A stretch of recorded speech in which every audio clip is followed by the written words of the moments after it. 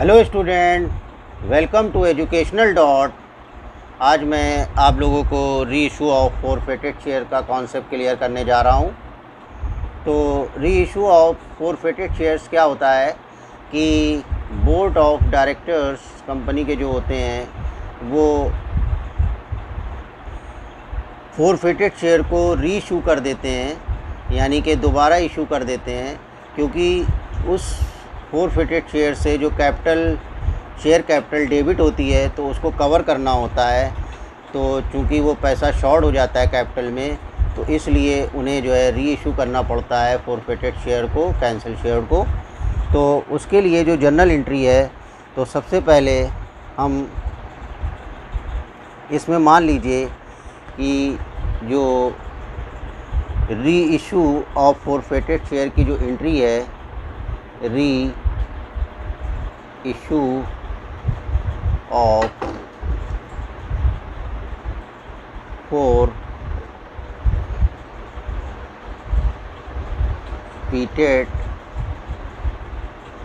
Shares की जो journal entry है वो simply bank account debit to share capital account, यानी कि जो कैपिटल डेबिट हो चुकी थी फिर वो क्रेडिट हो जाती है उतने अमाउंट से या कुछ कम ज़्यादा। अब यहाँ पर कंडीशन भी है कि मान लीजिए कि ये कंडीशन थी एट पार की, एट पार पे अगर वो यानी कि जितने का शेयर था उतने ही का वो री इशू कर रहा है। और अगर मान लीजिए कि इफ़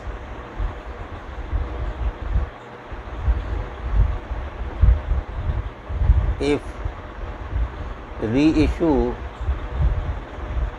of forfeited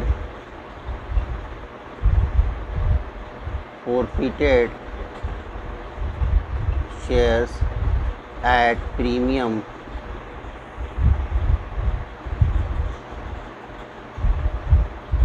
पे अगर वो री इशू कर रहा है फॉरफेटेड शेयर्स को, तो उसकी एंट्री बहुत ही सिंपल है। Bank account debit to share capital account और to security premium reserve account, SPR account credit. फिर if re issue of forfeited shares at discount,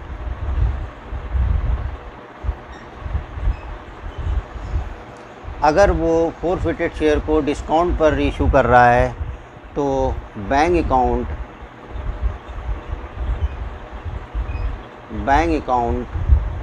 debit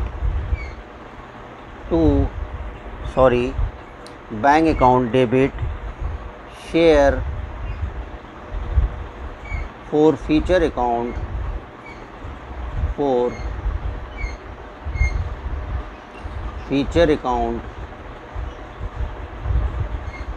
debit to share capital account. अब यहाँ पर suppose that वो discount पे कर रहा है, तो यहाँ पर जितना भी लॉस होता है, तो जो हम पहले फॉरफीचर कर चुके हैं, जो हमें इनकम हुई है फॉरफीचर से, तो उसी फॉरफीचर के अकाउंट से इस लॉस को कवर करते हैं। तो जितना पैसा बैंक में कम आता है डिस्काउंट की वजह से, तो हम उसको शेयर फॉरफीचर अकाउंट से एडजस्ट कर देते हैं, तो हमारी कैपिटल उतनी हो जाती है, क्योंकि कैपिटल को हमें शॉर्ट नहीं करना होता है। तो इसको एक गाइडलाइंस की मदद से भी समझ लेते हैं। पहली कंडीशन में कि मान लो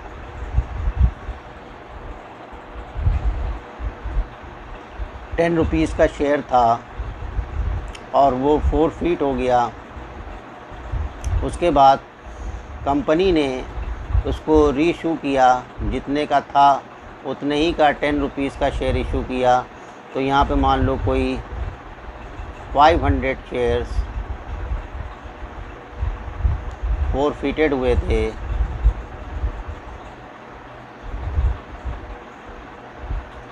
शेयर फोरफिटेड हुए थे। तो यहाँ सिंपली आ जाएगा 500 इंटू 10 रुपीज़, चूँकि पार पे है तो यहाँ पे हमारा आ जाएगा 5000 रुपीज़ और टू शेयर कैपिटल 5000 रुपीज़। अब यहाँ पे मान लीजिए कि वो 10 रुपीज़ का शेयर था और कंपनी ने उसे 12 रुपए में रीइशू किया है। तो सपोज़ दैट इस पर उसने प्रीमियम भी लगा रखा है, यानी कि 12 रुपए का 10 + 2 प्रीमियम भी पर जो है उसने रीइशू किया है। तो यहाँ पर हम सिंपली